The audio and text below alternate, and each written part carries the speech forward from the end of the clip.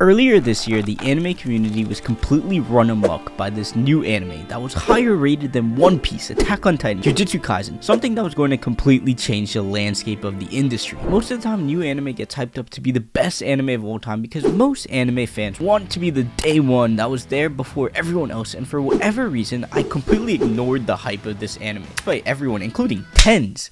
We're talking about tens here. And every anime fan in the world saying it was the greatest episode ever. I, for whatever reason, was just like, nah, I'm good. And the anime we're talking about is, of course, Oshi No Ko. Now, maybe I didn't want to watch it because the thumbnail didn't look like the most appealing thing to me. But at that point, I was like, either anime fans have lost their mind or I need to give this thing a shot. And a year later, I did just that. Now, my very first reaction when I started Oshi No Ko was that this cannot be classified as an episode. It's an hour and a half long. This shit is practically a movie. But once I made it to the end, it was like 4 in the morning and I was just sitting there rethinking my life by the end of it. There's times when this anime pushes you in directions and throws you in a crazy whirlwind from degeneracy to humor to pain to hype. But Oshi No Ko is that anime that randomly pop in your head while you're struggling to fall asleep and just leave you like, damn, what the fuck is life anymore? In the opening sequence, the anime is immediately slapping you in the face with the harsh reality of life, which was really refreshing because a lot of anime nowadays diddly-dally for like 75% of the episode and you're like, oh, what the fuck am I watching? But with Oshi No Ko, they waste no time. Oh, you think this is a lighthearted scene with the sickly girl Serena that she's gonna suddenly become inspired by her idol and somehow become one herself? Nah. I don't think the writers understand how much an audience appreciates when something is tailored in a serious way. Immediately with her death, we all knew that this was gonna be a rough ride. When everything happened with Ai's pregnancy, there's a moment where you think like, maybe this is a lighthearted show and maybe it's only up from here, and then it's like,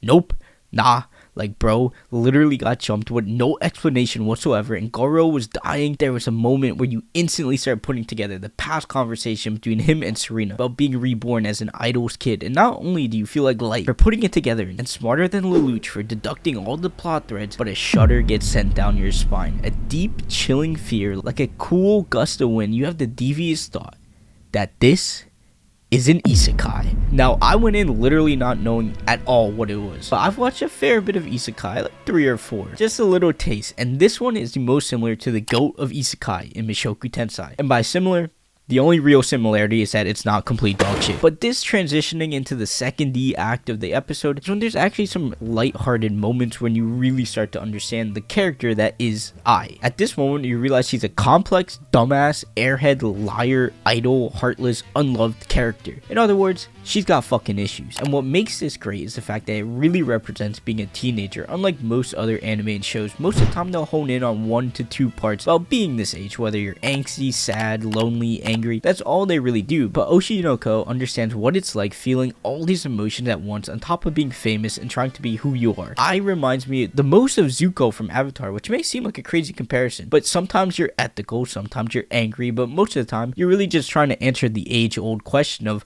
who am I? Now, I answered this question by having twins at 16, but you know, to each their own if that's what she wants to do. But at this point, they add in some really genuinely funny scenes. The best definitely being when they were trying to convince the producer's wife that they were God sent over to watch Ai. It was a genuinely funny moment, but Oshi No Ko uses these funny plot moments to flip in the significant plot threads of the series. Oh, and they also do it so they can write in a reason why she doesn't care that babies are talking.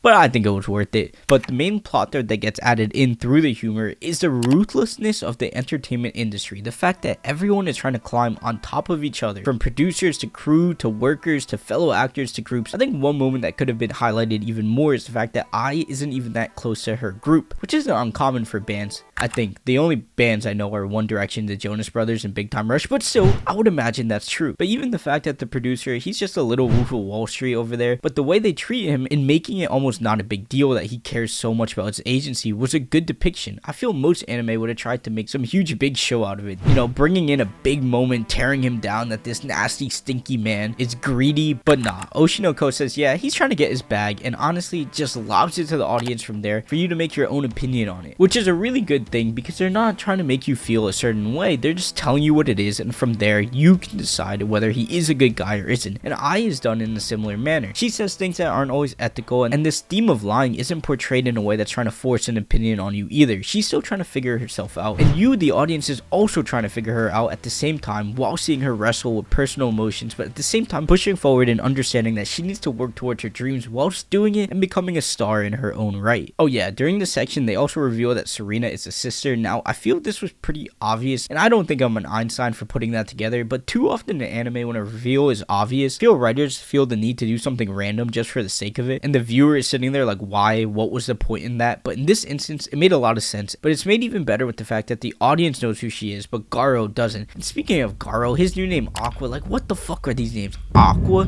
Like boss, come on man, Aqua? They're literally just two Pokemon titles. Aqua and Ruby, are we being for real right now? But Aqua and Ruby have moments where their past lives affect them, especially Ruby when you see her always bracing herself to fall when trying to learn how to dance, and at this moment you realize that they're not going to fall down the isekai rabbit hole, you know, the one where they send them to another world and never acknowledge their past lives again for the rest of the series. Yeah, that's not the case here. She's struggling deeply with her trauma, and honestly I feel like seeing Ai's involvement in helping her would have been good character moments for Ai, but maybe that's the point, that Ai herself doesn't even understand how to help her own child. But moving into the final sequence of the anime, when everything turns on its head, Ai feels that it's time for her kids to meet their father, and everyone watching is like, oh no, it's about to go down. Her career's about to take off and she's about to perform at a stadium. I honestly was happy for bro's agency more than anything, but all this success and money stops at the knock of the door.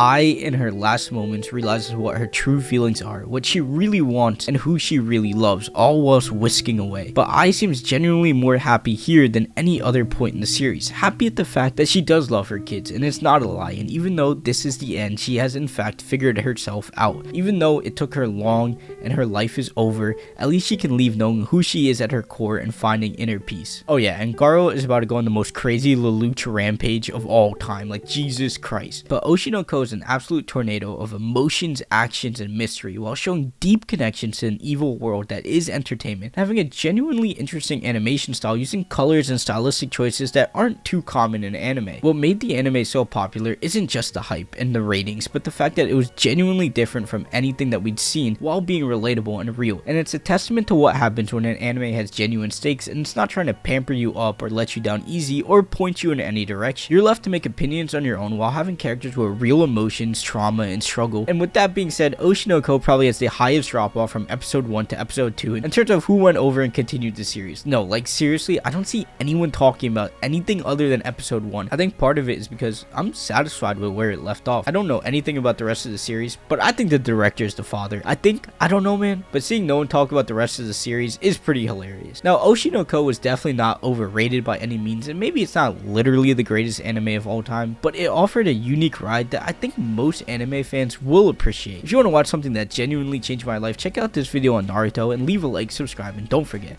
we're just getting started, we're going to stay consistent, and I'll see you in the next video.